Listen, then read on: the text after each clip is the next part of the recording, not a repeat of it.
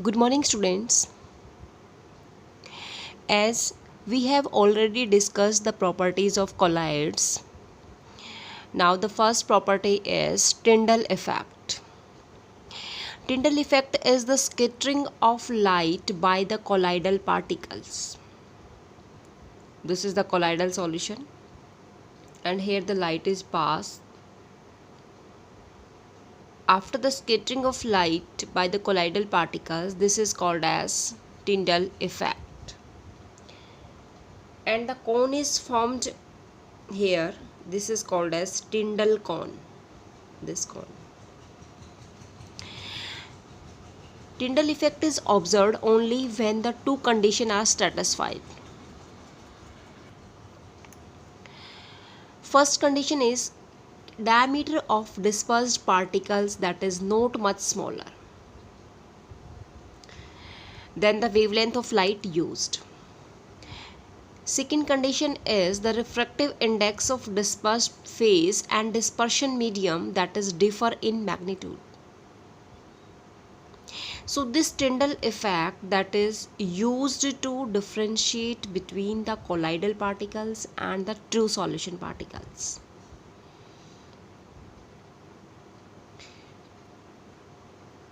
This effect is observed only in dark room. Now the next properties is Brownian motion. This is Brownian moment or Brownian motion. This is called as zigzag motion also. Means the continuous zigzag motion of the colloidal particles in the dispersion medium. This is called as Brownian moment or Brownian motion. This is appear under the powerful microscope.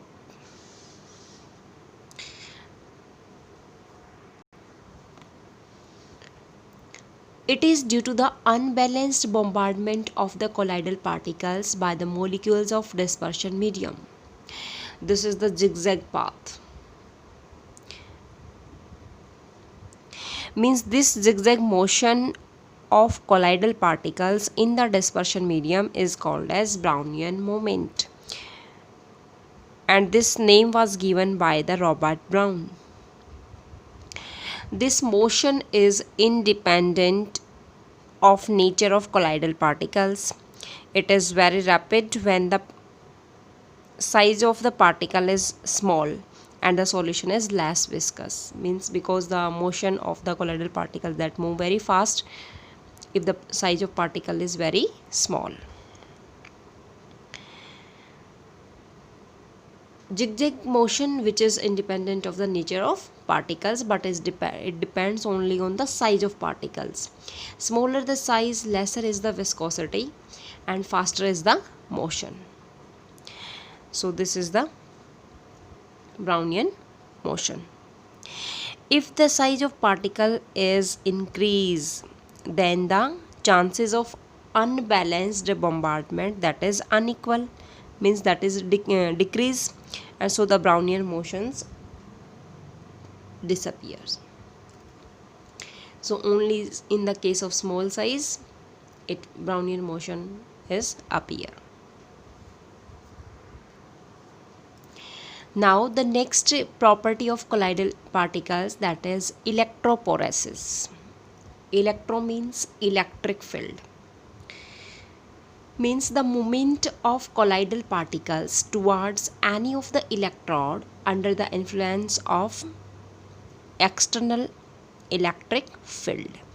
Means you can see that the movement of colloidal particle towards the oppositely charged electrodes in an electric field is called as electrophoresis.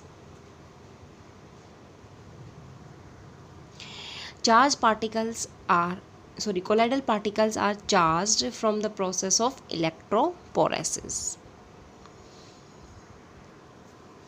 This is the diagram of electrophoresis. Here the sole particles are present. These are negatively charged. There are two electrodes. this one and this one.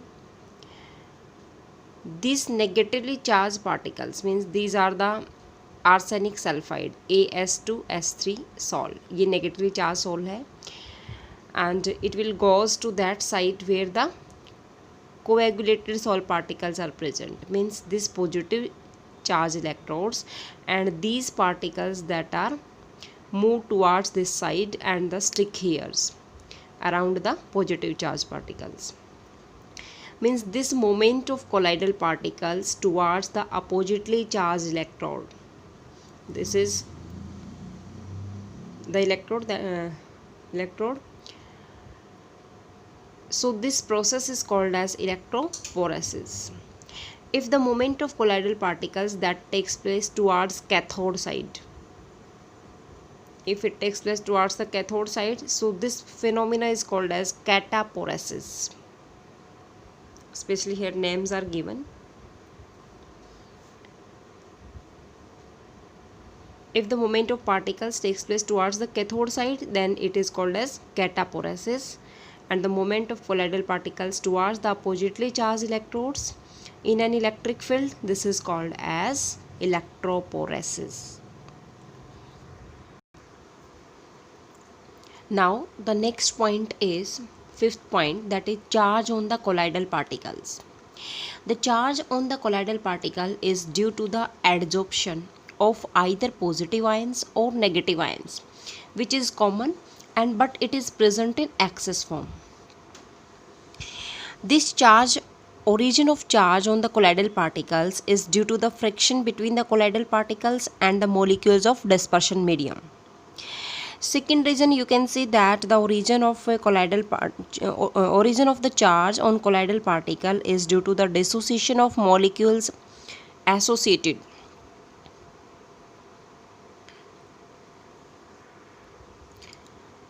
Aggregation of ions, not associated. Second thing is that dissociation of molecules, that is followed by the aggregation of ions. So here we take the example. Suppose silver iodide AZI that will adsorb I negative of Ki, means AZI solution and Ki solution that are mixed up, but here the I negative ion is adsorb. So I negative being in common in both the cases, here I is also present, in this case I is also present. So this is adsorb. To make the negatively charged sol, so this is the sol is formed AZI bracket of I negative ions. So this is a negative sol. If the dispersion medium, means which is common, is Az, then it will form positive sol. This same example is there. So we can say that if a silver iodide is formed by the addition of potassium iodide to silver nitrate solution, then positively charged sol is formed due to the adsorption of Az positive ions from the dispersion medium. And if the silver nitrate solution is added to potassium iodide, then the precipitate of silver iodide, that is adsorb iodide ion, this one ion, I negative ion, and negatively charged sol is formed. Yes, this is the example of positively charged sol. In this case, when the silver iodide that is formed by the addition of potassium iodide to the silver nitrate, so here Az and Az are common in this case, so Az plus being common, so it will form a positively charged sol, that is AZI Az plus. So this positively charged sol is due to the adsorption of Az positive ions from the dispersion medium. So here it form the positively charged hole. If here I negative is here, then it will form negatively charged hole. If here positive ions are formed due to adsorption, so it is called as positively charged salt. So this is very easy topic, or this topic is very important.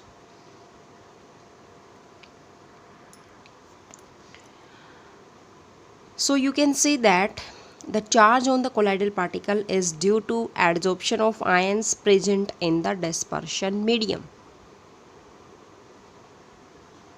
or these ions by the colloidal particles, that are those ions which are common with their own lattice. Now the next property of colloidal particle, that is zeta potential or electrokinetic.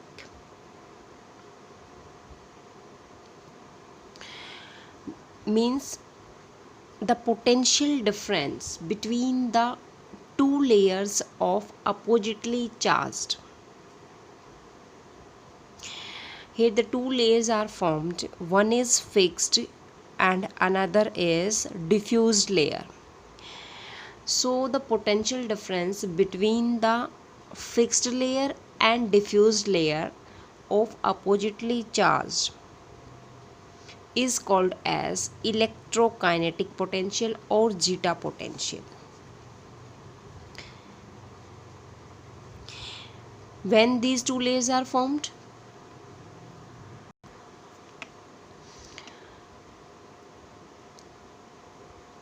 these are the electrically double layers. I explained this topic. When the positive and negative charge, this positive and this negative charge of electrolyte that are adsorbed on the surface of colloidal particles, it will form a fixed layer. Means it attract the ions from the dispersion medium and to form a second layer which is means mobile.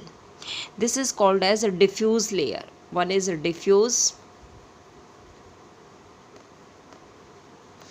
and the combination of these two layers of oppositely charges around the colloidal particles, this is called as electrical double layer. Second layer is mobile layer. Means these layers are formed by the adsorption of ions on the surface of colloidal particles. One is fixed and another is mobile. Now next is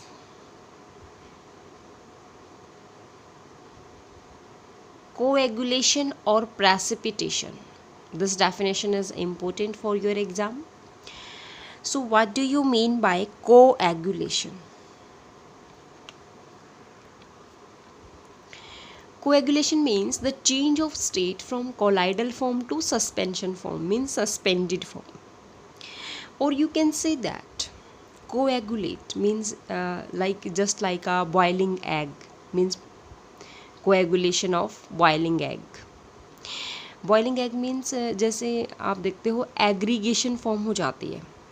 The process of aggregation of colloidal particles into an insoluble precipitate by addition of electrolyte.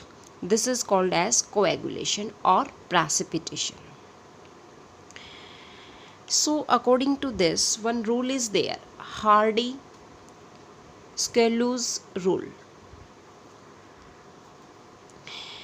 According to Hardy-Squeluz rule, the ions carrying charge opposite to that of the salt particles that are effective in bring about the coagulation of salt. Means greater the valency of coagulating ions, greater will be the coagulating power. So this is called as Hardy-Squeluz rule.